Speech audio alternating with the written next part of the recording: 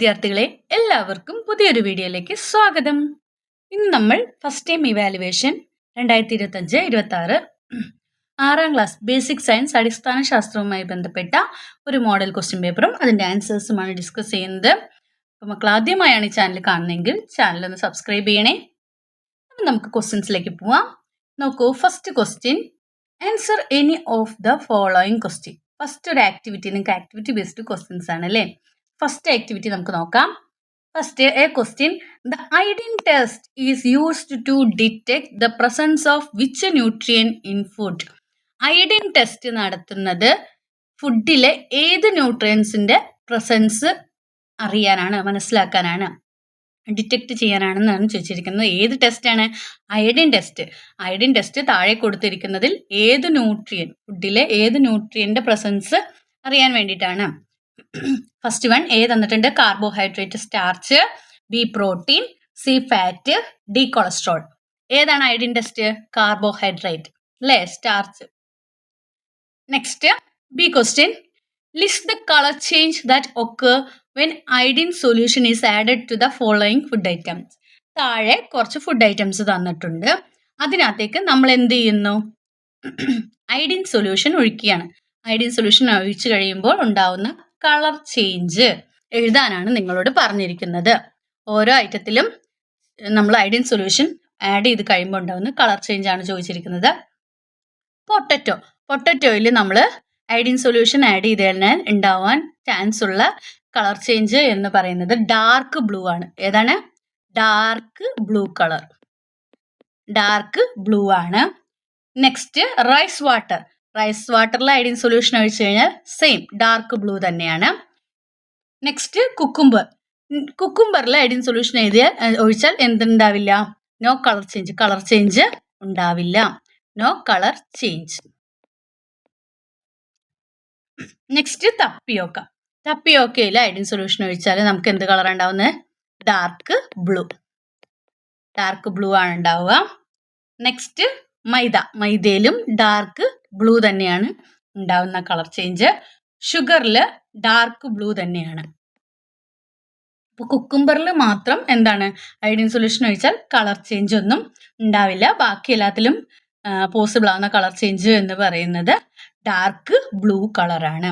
ഏത് സൊല്യൂഷൻ ഒഴിക്കുമ്പോഴാണ്? Iodine solution. C question, what possible inference can be reached from the experiment. ഇപ്പൊ മോളിൽ കൊടുത്തിരിക്കുന്ന എക്സ്പെരിമെന്റിൽ നിന്നും നിങ്ങൾ എന്ത് ഇൻഫറൻസിലേക്കാണ് എത്തിച്ചേരുന്നത്, എന്ത് നിഗമനത്തിലേക്കാണ് എത്തിച്ചേരുന്നത് എന്നാണ് ചോദിച്ചിരിക്കുന്നത്. നമുക്കറിയാം, starch is present in abundance in cereals and tubers. സെറൈൽസിലും ട്യൂബേഴ്സിലും നല്ലപോലെ എന്തുണ്ട്? സ്റ്റാർച്ച് ഉണ്ട് അല്ലേ. സ്റ്റാർച്ച് പ്രസന്റ് ആണ് അല്ലേ. പൊട്ടറ്റോ, റൈസ് വാട്ടർ, ടപ്പിയോക്ക, മൈദ അല്ലേ, ഇതിലൊക്കെ എന്ത് പ്രസന്റ് ആണ്? സ്റ്റാർച്ച് പ്രസന്റ് ആണ്. സെറൈൽസ്, അപ്പൊ ഇതിൽ സെറൈൽസും ട്യൂബേഴ്സും ഉണ്ട് അല്ലേ. സെറൈൽസിലും ട്യൂബേഴ്സിലും എന്താണ്? റിച്ച് അളവിൽ എന്തുണ്ട്? സ്റ്റാർച്ച് ഉണ്ട്. എന്നാൽ വെജിറ്റബിൾ ലൈക്ക് കുക്കുംബർ, വെജിറ്റബിൾ പോലെയുള്ള വെജിറ്റബിൾസിൽ അല്ലേ, വെജിറ്റബിൾസ് ലൈക്ക് കുക്കുംബർ ഒക്കെ പോലെയുള്ള വെജിറ്റബിളില് cucumber have low starch content കുറവാണ്. Low starch content. മനസ്സിലായോ? അതായത് എന്താ പറഞ്ഞിരിക്കുന്നത്? ട്യൂബേഴ്സിലും സെറൈൽസിലും റിച്ച് അളവിൽ എന്തുണ്ട്? സ്റ്റാർച്ച് പ്രസന്റ് ആണ്. എന്നാൽ കുക്കുംബർ പോലെയുള്ള വെജിറ്റബിൾസിൽ എന്താണ്? ലോ സ്റ്റാർച്ച് കണ്ടന്റ് ആണ് ഉള്ളത്. അതാണ് നമുക്ക് ഈ എക്സ്പെരിമെന്റിലൂടെ മനസ്സിലാക്കാനായിട്ട് സാധിക്കുന്നത്. Activity 2, complete the table below relating to deficiency disease. താഴെ കൊടുത്തിരിക്കുന്ന ടേബിൾ കംപ്ലീറ്റ് ആക്കാനാണ് പറഞ്ഞിരിക്കുന്നത്. ഓരോ വൈറ്റമിൻസ് അല്ലെങ്കിൽ മിനറൽസ് തന്നിട്ടുണ്ട്, അതിൻ്റെ സിഗ്നിഫിക്കൻസ് തന്നിട്ടുണ്ട്, ഡെഫിഷ്യൻസി ഡിസീസ്. ഇതിൽ ബ്ലാങ്ക് ആയിട്ടുള്ള ഭാഗങ്ങൾ ഫില്ല് ചെയ്യാനാണ് പറഞ്ഞിരിക്കുന്നത്. ഫസ്റ്റ് വൺ വൈറ്റമിൻ എ ആണ്. വൈറ്റമിൻ എയുടെ സിഗ്നിഫിക്കൻസ് എന്ന് പറഞ്ഞാൽ maintain the health of eyes, skin and hair. അല്ലേ? ഹെൽത്ത്, ഐസിൻ്റെ ഹെൽത്ത്, അതുപോലെ സ്കിന്നിൻ്റെ ഹെയറിൻ്റെ ഒക്കെ മെയിൻറ്റെയിനിങ്ങിന് ഹെൽപ്പ് ചെയ്യുന്നതാണ് ആരെന്ന് പറയുന്നത് വൈറ്റമിൻ എ എന്ന് പറയുന്നത്. അപ്പോൾ ഇത് വൈറ്റമിൻ എ കുറയുന്നത് മൂലമുണ്ടാകുന്ന അസുഖം ഏതാണെന്നാണ് ചോദിച്ചിരിക്കുന്നത്. ഏതാണ്? Night blindness. എന്താണ്? നൈറ്റ് ബ്ലൈൻഡ്നെസ്, നിശാന്തത എന്ന് പറയും. Night blindness. രണ്ടാമത്തെ സിഗ്നിഫിക്കൻസ് നമുക്ക് തന്നിട്ടുണ്ട്, ഉണ്ടാവുന്ന അസുഖവും തന്നിട്ടുണ്ട്. For the health of teeth, gum, blood vessels and for immunity. ടീത്തിൻ്റെയും ഗമ്മിൻ്റെയും ഒക്കെ ഹെൽത്തിനെ വേണ്ടിയിട്ട്, ഇമ്മ്യൂണിറ്റിയുടെ ഇതിന് വേണ്ടിയിട്ടുള്ള വൈറ്റമിൻ ഏതാണെന്നാണ് ചോദിച്ചേക്കുന്നത്. അതിൻ്റെ കുറവ് മൂലം ഉണ്ടാകുന്ന ഡെഫിഷ്യൻസി ഡിസീസ് സ്കർവിയാണ്. ഏതാണ് എന്ന വൈറ്റമിൻ സി ആണ്. Vitamin C. ഇവിടെ വേണ്ടത് വൈറ്റമിൻ സി ആണ്. നെക്സ്റ്റ് അയൺ തന്നിട്ടുണ്ട്. അതിൻ്റെ സിഗ്നിഫിക്കൻസ് എഴുതാനാണ് പറഞ്ഞിരിക്കുന്നത്. അപ്പോൾ ഇതുകൊണ്ടുണ്ടാകുന്ന ഡിസീസ് എന്ന് പറയുന്നത്, ഇതിൻ്റെ ഡെഫിഷ്യൻസി കൊണ്ടുണ്ടാകുന്ന, അതായത് അയണിൻ്റെ കുറവ് കൊണ്ടുണ്ടാകുന്ന അസുഖം എന്ന് പറയുന്നത് അനീമിയാണ്. അപ്പോൾ ഇതിൻ്റെ ഫങ്ഷൻ അല്ലെങ്കിൽ സിഗ്നിഫിക്കൻസ് എന്താണെന്ന് വെച്ചാൽ എന്താണ്? Formation of haemoglobin in blood. Plays a significant role in the formation of haemoglobin in blood. Formation of haemoglobin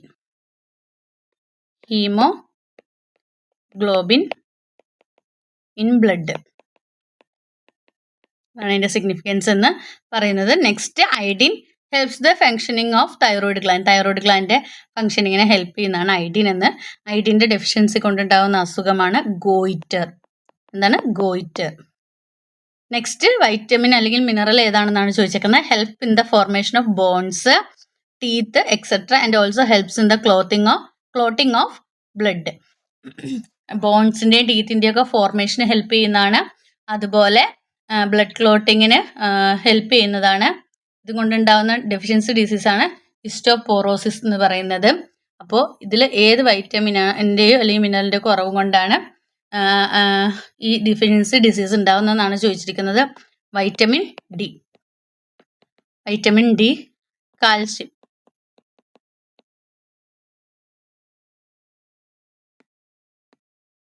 activity 3 ചോദിച്ചിരിക്കുന്നത് വാട്ട് ഈസ് ബാലൻസ്ഡ് ഡയറ്റ്. എന്താണ് ബാലൻസ്ഡ് ഡയറ്റ് എന്നാണ് ചോദിച്ചിരിക്കുന്നത്. ബാലൻസ്ഡ് ഡയറ്റ് എന്ന് പറഞ്ഞാൽ എന്താണ്? In order to maintain health we should follow diet which include protein, carbohydrate, fat, vitamin and minerals in appropriate quantity. Such diet is called a balanced diet. എന്താണ് balanced diet എന്ന് പറഞ്ഞാൽ? നമ്മുടെ health maintain ചെയ്യാൻ വേണ്ടിയിട്ട് നമ്മൾ ഇപ്പോൾ നമ്മുടെ ഭക്ഷണത്തിൽ പ്രോട്ടീനും കാർബോഹൈഡ്രേറ്റും ഫാറ്റും വൈറ്റമിനും മിനറൽസും ഒക്കെ അതിനാവശ്യമായ ക്വാണ്ടിറ്റിയിൽ ചേർത്ത് നമ്മുടെ ബോഡിയെ ഹെൽത്തി ആക്കി വെക്കുന്നത്, മെയിൻറ്റെയിൻ ചെയ്യുന്നതിനെയാണ് നമ്മൾ എന്തെന്ന് പറയുന്നത്? ഡയറ്റ് എന്ന് പറയുന്നത്. അപ്പോൾ എല്ലാ ഇതും നമ്മുടെ ഫുഡിൽ വേണം. പ്രോട്ടീൻ വേണം, കാർബോഹൈഡ്രേറ്റ് വേണം, ഫാറ്റ് വേണം, വൈറ്റമിനും വേണം, മിനറൽസും വേണം. ഇതെല്ലാം ആവശ്യത്തിന് അതിൻ്റെ ക്വാണ്ടിറ്റി, എന്തോരം ക്വാണ്ടിറ്റി അതിന് ആവശ്യമുണ്ടോ അത്രയും ക്വാണ്ടിറ്റി നമ്മുടെ ബോഡിയിൽ എത്തുന്ന തരത്തിൽ അത്തരത്തിലുള്ളൊരു ഭക്ഷണക്രമം നമ്മുടെ ജീവിതത്തിൽ ശീലമാക്കുന്നതിനെയാണ് നമ്മൾ എന്തെന്ന് പറയുന്നത്? Balanced diet. ഇതിൽ ഒന്ന് കൂടുതലും ഒന്ന് കുറച്ചും അങ്ങനെയൊന്നും ഉപയോഗിക്കാനായിട്ട് പാടില്ല. അതിൻ്റെ അപ്രോപ്രിയേറ്റ് ക്വാണ്ടിറ്റിയിൽ തന്നെ ഉപയോഗിക്കുന്നതിനെയാണ് നമ്മൾ എന്തെന്ന് പറയുന്നത്? ബാലൻസ്ഡ് ഡയറ്റ് എന്ന് പറയുന്നത്. അപ്പോൾ ഇതാണ് ബാലൻസ്ഡ് ഡയറ്റ് ആയിട്ട് എഴുതേണ്ടത്. Next question. Check out Sanu's 1 day food chart. It's balanced diet why. ഇവിടെ സനുവിൻ്റെ ഒരു ബാലൻസ്ഡ് ഡയറ്റിൻ്റെ ഫുഡ് ചാർട്ടാണ് തന്നിരിക്കുന്നത്. ബാലൻസ്ഡ് ഡയറ്റ് എന്ന് പറയുന്നു. അത് എന്തുകൊണ്ടാണെന്നാണ് ചോദിച്ചേക്കുന്നത്. അവൻ ബ്രേക്ക്ഫാസ്റ്റിന് കഴിക്കുന്നത് ദോശയും ചട്നിയുമാണ്. ലഞ്ചിന് കഴിക്കുന്നത് ചിക്കൻ ബിരിയാണിയാണ്. ഡിന്നറിന് കഴിക്കുന്നത് പൊറോട്ടയും ഫിഷ് കറിയാണ്. ഇത് ബാലൻസ്ഡ് ഡയറ്റ് ആണോ എന്നാണ് ചോദിച്ചിരിക്കുന്നത്. ആണെങ്കിൽ എന്തുകൊണ്ട് എന്നാണ് ചോദിച്ചിരിക്കുന്നത്. അപ്പം നിങ്ങൾ നോക്കിയിട്ട് ഇത് ബാലൻസ്ഡ് ഡയറ്റ് ആണോ അല്ലയോ എന്ന് എഴുതാം. അതെന്തുകൊണ്ടാണെന്ന് എഴുതണം. അപ്പം നമുക്ക് നോക്കാം. ഇത് ബാലൻസ്ഡ് ഡയറ്റ് ആണോ? It is not a balanced diet. അതെന്തല്ല ബാലൻസ്ഡ് ഡയറ്റ് അല്ല. കാരണം Sanu will not get the necessary nutrients. സനുവിന് എല്ലാ ന്യൂട്രിയൻസും എൻ്റെ ആവശ്യത്തിന് കിട്ടുന്നില്ല അല്ലേ? Vitamins, minerals or carbohydrate from these food. ഈ ഫുഡ് ഐറ്റംസിൽ നിന്ന് എന്തൊക്കെ മാത്രമേ കിട്ടുന്നുള്ളൂ? വൈറ്റമിൻസും മിനറൽസ് അല്ലെങ്കിൽ കാർബോഹൈഡ്രേറ്റ് മാത്രമേ കിട്ടുന്നുള്ളൂ. Parotta is made from maida. Parotta എന്തുകൊണ്ടാണ് ഉണ്ടാക്കുന്നത്? മൈദയും കൊണ്ടാണ്. Which is not healthy. ഇതെന്തല്ല? ഹെൽത്തി അല്ല. Since maida lakhs fibre it can cos digestive problem. അതുകൊണ്ട് തന്നെ ഇത് എന്തിന് കാരണമാവും? ഡൈജസ്റ്റീവ് പ്രോബ്ലംസിന് കാരണം ആകും. അപ്പോൾ സനുവിൻ്റെ ഫുഡ് ചാർട്ട് ഒരു ബാലൻസ്ഡ് ഡയറ്റ് അല്ല. എല്ലാ ന്യൂട്രിയൻസും അതിനകത്ത് അപ്രോപ്രിയേറ്റ് ക്വാണ്ടിറ്റിയിൽ നമ്മുടെ ശരീരത്തിലേക്ക് എത്തണമെങ്കിൽ മാത്രമേ അത് എന്താവുള്ളൂ? ബാലൻസ്ഡ് ഡയറ്റ് ആയിട്ട് മാറുള്ളൂ. C question, write the name of main component of other than nutrient the must be obtained through food. ഏതാണ്? Fibres. Next activity 4, write the names of the magnets numbered 1, 2, 3 and 4. താഴെ കൊടുത്തിരിക്കുന്ന മാഗ്നറ്റുകളുടെ പേര് എഴുതാനാണ് പറഞ്ഞിരിക്കുന്നത്. ആദ്യത്തെ മാഗ്നറ്റ് ഓവൽ മാഗ്നറ്റ്. ഏതാണ്? Oval magnet. രണ്ടാമത്തേതോ U magnet, U shaped magnet അല്ലേ? U magnet. Next disc magnet. മൂന്നാമത്തത് ഏതാണ്? Disc magnet. നാലാമത്തത് റിംഗ് മാഗ്നറ്റ്. അപ്പോൾ മാഗ്നറ്റുകളുടെ പേരും അതിൻ്റെ ഷേപ്സും നോക്കി വയ്ക്കുക, പഠിക്കുക. B question, classify the following substance on the basis of their attraction to magnets. Explain the criteria of classification. താഴെ കുറച്ച് സാധനങ്ങൾ തന്നിട്ടുണ്ട്. അതിനെ നിങ്ങളോട് ക്ലാസിഫിക്കേഷൻ നടത്താനാണ് പറഞ്ഞിരിക്കുന്നത്. ഏത് ക്രൈറ്റീരിയയുടെ ബേസിലാണെന്നുള്ളത് നിങ്ങൾ എക്സ്പ്ലെയിൻ ചെയ്യണം. എന്തൊക്കെ തന്നിരിക്കുന്ന? Iron nail, steel glass, paper, safety pin, pen, pin. ഇത്രയും കാര്യങ്ങളാണ് തന്നിരിക്കുന്നത്. അപ്പം നിങ്ങൾ ഏതിൻ്റെ ബേസിൽ? ഒന്ന് മാഗ്നറ്റിക് സബ്സ്റ്റൻസ്, അല്ലെങ്കിൽ എന്താണ് അടുത്തത്?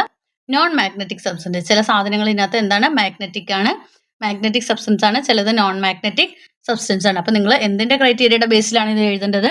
ഒന്ന് മാഗ്നറ്റിക് സബ്സ്റ്റൻസ്, മറ്റത് നോൺ മാഗ്നറ്റിക് സബ്സ്റ്റൻസ് എന്നുള്ള പേരിലാണ് എഴുതേണ്ടത്. അപ്പോൾ നമുക്ക് എങ്ങനെ ക്ലാസിഫൈ ചെയ്യാം നോക്കാം.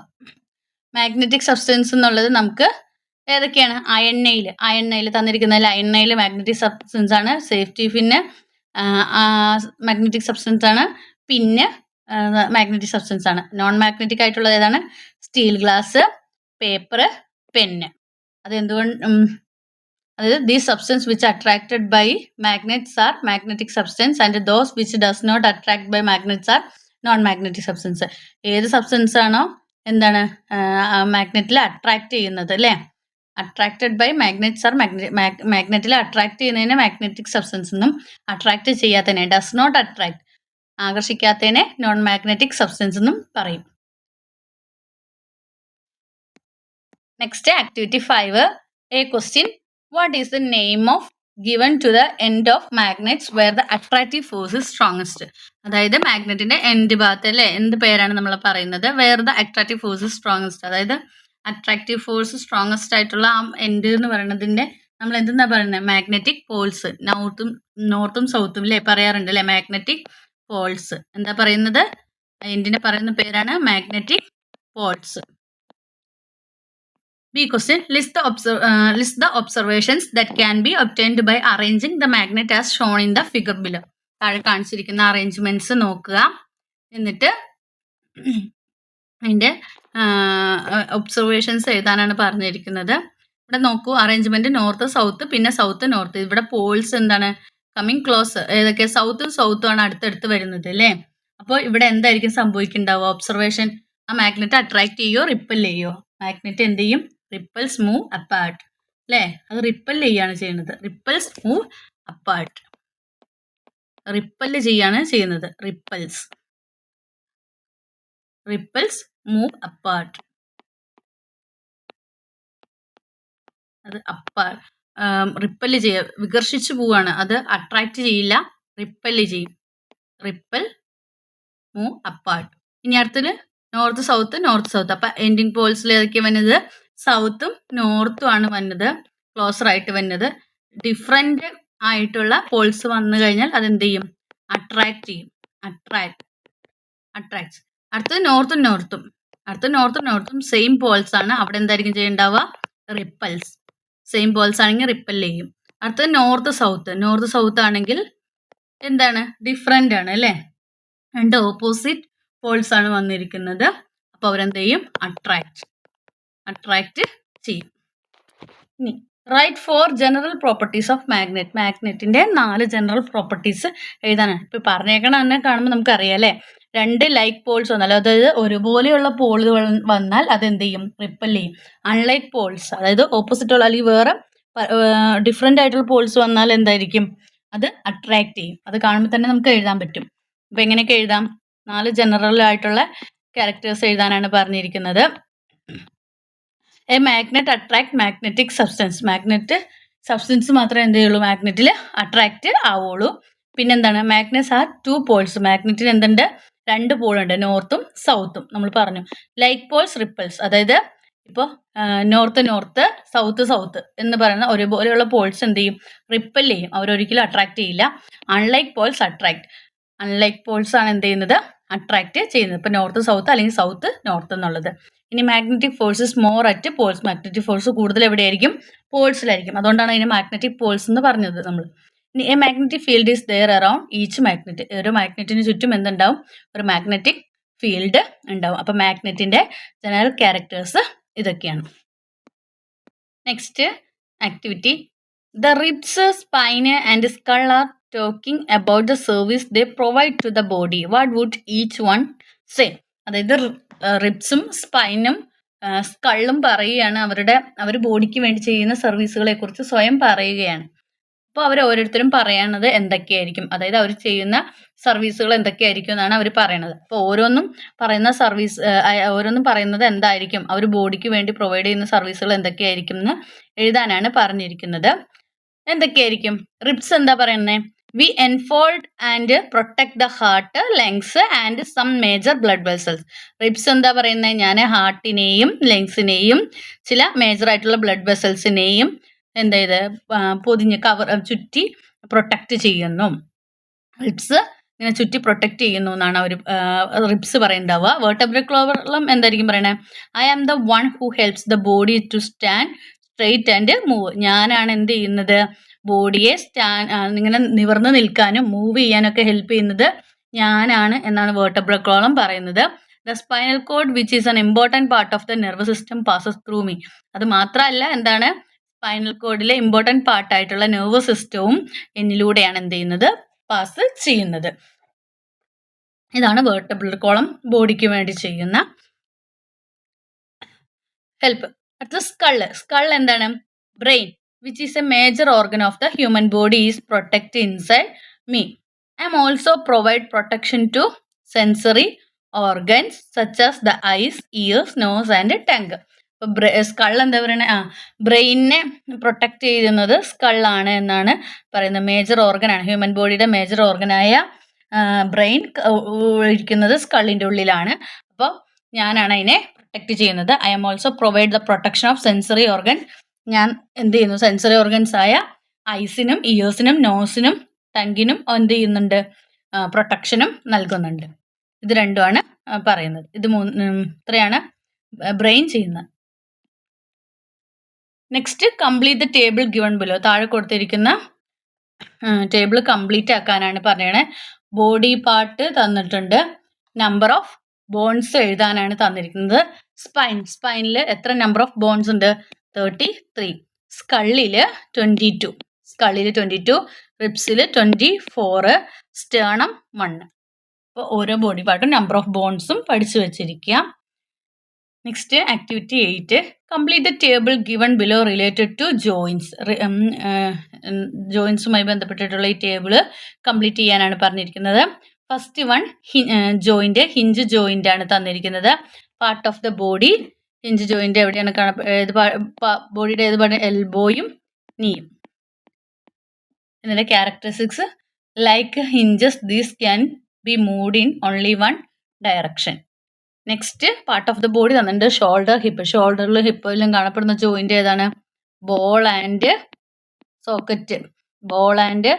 Socket join. Next, pivot joint ആണ് തന്നിരിക്കുന്നത്. കാണപ്പെടുന്നത് നെക്കിലാണ്. ഇതിന്റെ ക്യാരക്ടറിസ്റ്റിക്സ് എന്ന് പറഞ്ഞാൽ എന്താണ്? A bone that moves forward, backward and side to side in another bone.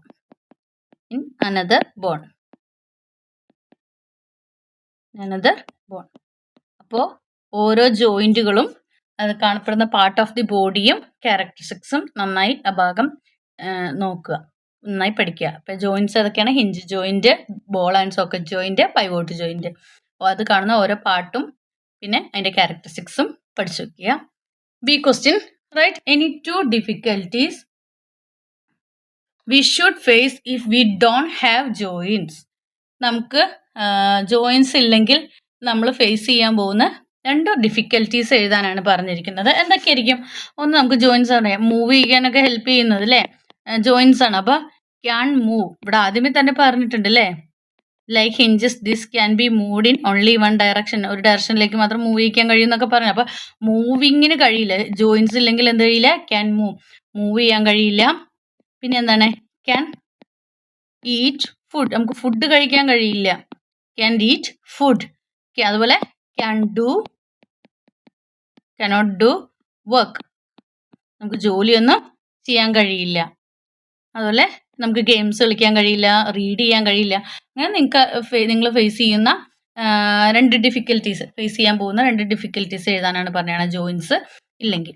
Activity 9, it's A name of skeleton found in these animals. ഈ ആനിമൽസിൽ കാണുന്ന സ്കെലിറ്റൻ്റെ പേര് എഴുതാനാണ്. അപ്പോൾ നമ്മൾ 2 ടൈപ്പ് ഓഫ് സ്കെലിറ്റൻസ് പഠിച്ചിട്ടുണ്ട്, എക്സോ സ്കെലിറ്റണും എൻഡോസ്കെലിറ്റണും. അപ്പോൾ ആ ഭാഗം നന്നായി നോക്കിയിട്ട് പോവുക. അപ്പോൾ എക്സോസ്കെലിറ്റനും എൻഡോസ്കെലിറ്റനും ആണ് പറഞ്ഞിട്ടുള്ളത്. അപ്പോൾ ഇതിൻ്റെ നെയിമുകൾ എഴുതാനാണ് പറയുന്നത്. ആദ്യത്തേൻ്റെ ഏതാണ്? ആദ്യത്തേൻ്റെ എല്ലാത്തിൻ്റെയും നോക്കുക. ഇത് ഏത് ടൈപ്പ് ഓഫ് സ്കെലിറ്റൺ ആണ്? ഇവിടെ കാണുന്ന ആനിമൽസ് എല്ലാം തന്നെയും എക്സോസ്കെലിറ്റൺ ആണ് അല്ലേ, എല്ലാം തന്നെയും എക്സോസ്കെലിറ്റൺ ആണ്, എൻഡോസ്കെലിറ്റൺ അല്ല. രണ്ടാമത്തെ, how do these skeleton help these animals?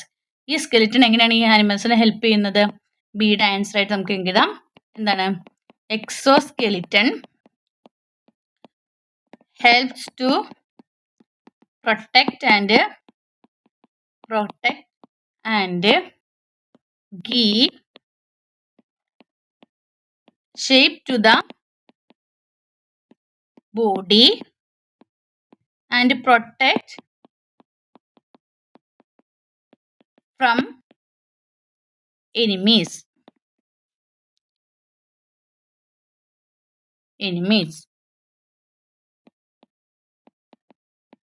അപ്പോൾ എക്സോസ്കെലിറ്റൻ എന്ത് ചെയ്യും? ഇതിനെ ഷേപ്പ് തരാനും അതിൻ്റെ പ്രൊട്ടക്റ്റ് ചെയ്യാനും ഹെൽപ്പ് ചെയ്യുന്നുണ്ട്. അതുപോലെ മറ്റുള്ള എനിമീസിൽ നിന്ന് പ്രൊട്ടക്റ്റ് ചെയ്യാൻ വേണ്ടിയിട്ടും ഇത് ഹെൽപ്പ് ചെയ്യുന്നുണ്ട് exoskeleton. Protect and give shape to the ബോഡിക്ക് ഷേപ്പും പ്രൊട്ടക്ഷനും കൊടുക്കുന്നതാണ് എക്സോസ്കെലിറ്റൻ എന്ന് പറയുന്നത്. അതുപോലെ മറ്റുള്ള എനിമീസ്, ശത്രുക്കളിൽ നിന്നും പ്രൊട്ടക്റ്റ് ചെയ്യാനും എക്സോസ്കെലിറ്റൻ ഉപകാരപ്രദമാണ്. Next, name 4 animals that have endoskeleton. Endoskeleton ഉള്ളതിന് എക്സാമ്പിൾ എഴുതാനാണ് പറഞ്ഞിരിക്കുന്നത്. എൻഡോസ്കെലിറ്റൻ: മാന്, കൗ, ഫ്രോഗ്, ബേർഡ്. ഇതൊക്കെ എൻഡോസ്കെലിറ്റൻസ് ഉള്ളതാണ്.